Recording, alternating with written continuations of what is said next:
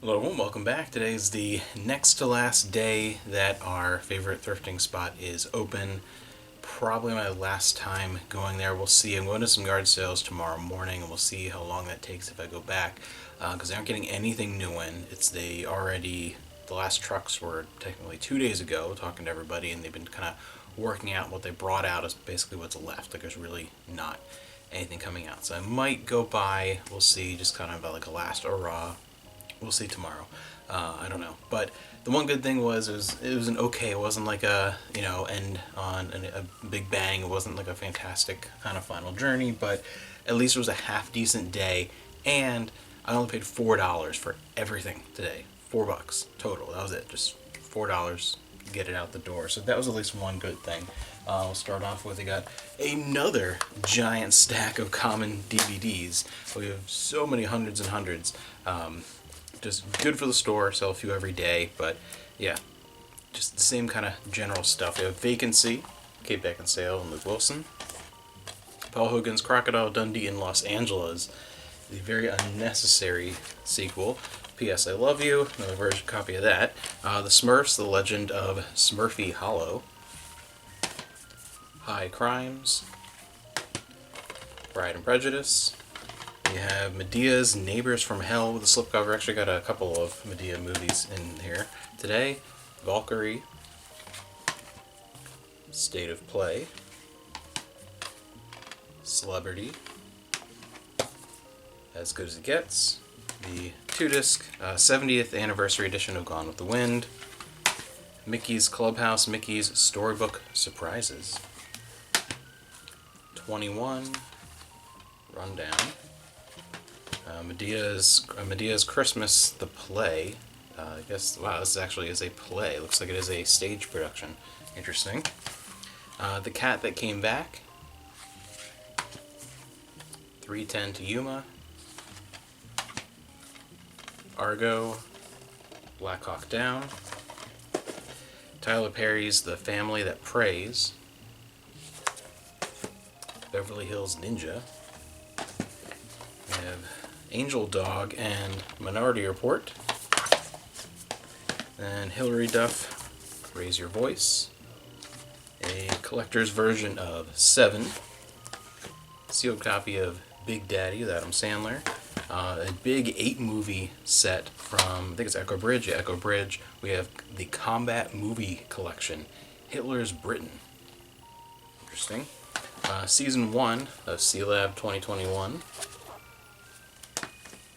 Then we have a nice little stack of random VHS. We have a couple, let me pull these out here, a couple of these little golden book video, these storybook videos. We have 5 Sesame Street stories and Peter Rabbit and Other Tales. A Veggie Tales. Puff the Magic Dragon, one of Amanda's favorite childhood movies. We have Adventures in Odyssey in Harm's Way. Wayne's World. And Angelica Houston narrating Rip Van Winkle. My Favorite Fairy Tales. And an older VHS with some Casper the Friendly Ghost cartoons. Then just a handful of books. Again, there weren't that many books this time either. Oh, and one cassette that was in there. The Steve Miller Band. Yeah, some Michael Crichton. A few Babysitter's Club books. Just a small little stack of those. Wasn't really a whole lot there. Vanishing Axe and The Rebel. Then the oddball finds I found complete. It's almost brand new. Most of the cards are still sealed, but It's a Wonderful Life, the board game, collector's edition board game. So that was actually a really good find. It's probably the best find of the day there. And then, I don't know if you remember these, it's Sharptooth from Land Before Time. These were a Pizza Hut thing, these little rubber hand puppets. I remember the days when my hand fit in there, but yeah, these little rubber hand puppets. These were from Pizza Hut. I used to have all of these when we did like the book it, reading club stuff for school, and got your free personal pan pizza. And they had a bunch of these, and like Eureka's Castle, and I remember all those. So that was a kind of a cool find, and the rubber's all fine. It's not ripped up or anything. So he's in really good shape. And then one little radio that was just in really good shape. It was a neat little design. It has lots of different features and things. So it's a nice, just a little radio that just a little cherry on top for the $4 for everything today. So we will see. I'll be back in some form tomorrow with the yard sales. Maybe I'll go back there. We'll see what goes on. But so that's kind of sad to see it go, to see the last days of that. It wasn't all doom and gloom. Last night there were a ton of crazy video game reveals that were right up my alley.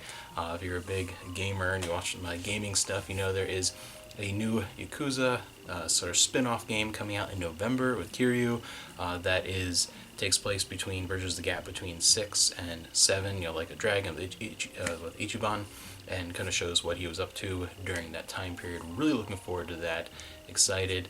And then finally we have a better look and better idea of what's going on with the next part of the Final Fantasy VII Remake Project Rebirth.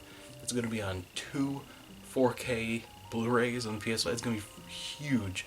And as we get closer and see more trailers and stuff, I'll probably talk more about some of my theories about where they're going with the story and with Zack and with the multiple timelines and stuff. I have a few thoughts, but I want to see a few more trailers as we get closer, because we still have a little bit less than a year before that comes out. It's going to be that first quarter 2024 window. If I had to guess, I'm going to say end of February, beginning of March. I'm guessing that's when that's going to come out. And then leaked early, a reveal that the Persona 3 remake rumors are true, and that makes more sense now why we got with Persona 4 came to modern systems, digital only, but we only got the portable version, the PSP version of 3, which is even though it has a couple extras with the optional female protagonist, which is a cool extra, everything else in it is much lesser compared to the original PS2 versions. I was like, that makes more sense now as a full remake coming out early next year. So a new Yakuza this fall, and then sometime late winter, early spring, we're getting Final Fantasy VII. It's going to be a monster of a game.